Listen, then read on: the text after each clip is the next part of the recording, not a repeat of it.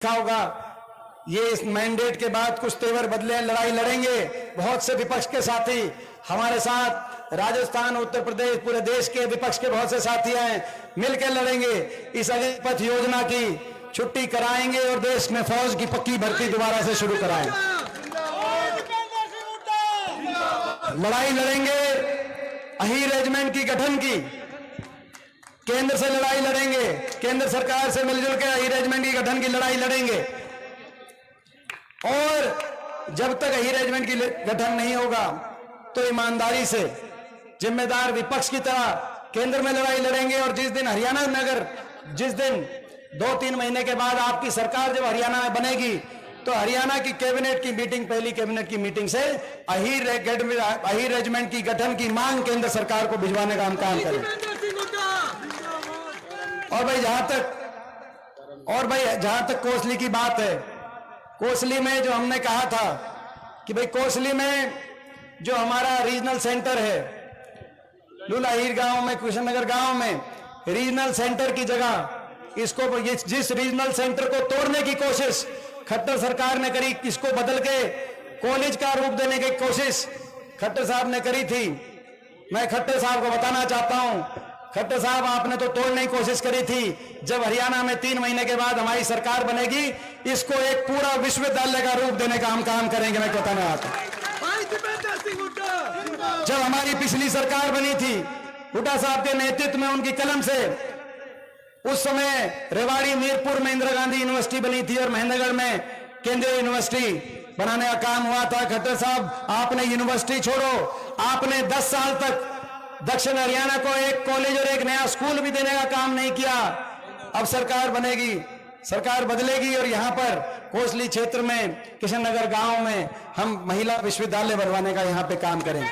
और उसके साथ साथ जो हमारी दूसरी जो संकल्प है कोसली के लिए, 2 संकल्प लेके चले थे, और दूसरा संकल्प है आईएमटी मानेसर में। जैसी आईएमटी हमारे समय में स्थापित हुई थी, आपने 10 साल पूरे हरियाणा में, आप हमारा क्षेत्र छोड़ो, पूरे हरियाणा में कोई औद्योगिक क्षेत्र नहीं लगवाया, इसीलिए आज इतनी ज्यादा बेरोजगारी हरियाणा में, देश में सर्वाधिक बेरोजगारी। औद्योगिक क्षेत्र नहीं लगेंगे तो निवेश कहां से आएगा। दोनों सेक्टर्स में रोजगार जरूरी है, प्राइवेट सेक्टर में भी और सरकारी क्षेत्र में भी। जहां जिन सरकारी नौकरियों को आप समाप्त करने का काम कर रहे हो और प्राइवेट में कहीं निवेश नहीं हुआ, कोई औद्योगिक क्षेत्र नहीं बना। भाई पहली आईएमटी सरकार बनते ही पहला औद्योगिक क्षेत्र कोसली विधानसभा क्षेत्र के अंदर स्थापित कराने का काम करेंगे। इसके साथ साथ हरियाणा में जब आपकी सरकार बनेगी 3 महीने के बाद, तो भाई पहली कलम से, आपको याद है बड़े बुजुर्गों की जो हमारा संकल्प है, बड़े बुजुर्गों की 6000 पेंशन पहली कलम से करने का काम करेंगे। हमारे एससी समाज के लिए, बैकवर्ड जो बीसीए समाज और छत्तीस बिरादरी जो गरीब परिवार है, इस सरकार ने, आपको याद होगा बीजेपी की सरकार बनते ही 100-100 गज के प्लॉट की स्कीम भी खत्म कर दी और इंदिरा आवास योजना की मकान की स्कीम भी खत्म कर दी। सर्वे हुआ लेकिन किसी गांव में एक आधा मकान तो आया, नहीं तो जिस गरीब को मकान की जरूरत थी वहां मकान भी नहीं आया, आपको याद होगा। तो मैं ये कहना चाहता हूं इनको, अभी सरकार में इन्हें झटका दिया, पूरे हरियाणा प्रदेश में एससी समाज ने और बीसी समाज ने इनको झटका दिया, गरीब आदमी ने झटका दिया बीजेपी को। तो झटका दिया तो इनको याद आई कि ये भी कोई स्कीम थी जिसको बैन किया था खट्टर साहब ने, और कहा कि हम सोनीपत में गए मुख्यमंत्री जी नायब सिंह जी, और कहा कि हम 7,500 परिवारों को कब्जा दिलाएंगे। माफी मांगनी चाहिए इनको, कब्जा आप क्या दिलाओगे। हमारे समय 4 लाख परिवारों को 100-100 गज के प्लॉट मिले थे, जिनमें से 10-20 हजार परिवारों को कब्जे नहीं मिल पाए थे। 10 साल तक इन्होंने इसकी फाइल बंद कर दी गरीब आदमी की। और उसके बाद 10 साल के बाद अब चुनाव में जब लोगों ने फैसला कर दिया जो है, अब आप कह रहे हैं कि हम कब्जा दिलवाएंगे। मैं इनको कहना चाहता हूं कि भाई 4 लाख परिवारों को मिल गए थे 100 गज के प्लॉट, और 3 लाख परिवार रह गए थे वंचित, जिनको नहीं मिल पाए थे।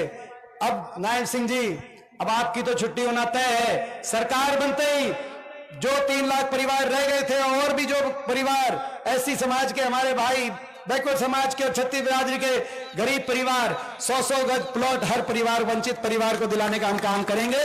और जिनको मकान की जरूरत है, जिनको मकान की जरूरत है, उनको इंदिरा आवास योजना जो इंदिरा जी के नाम से हमने शुरू करी थी, जैसे बाकी प्रदेशों में, उस इंदिरा आवास योजना को शुरू कर हम 3.5 लाख की आर्थिक सहायता के अनुसार ऐसे गरीब परिवारों को मकान दिलवाने का काम करेंगे जिनको आवश्यकता है।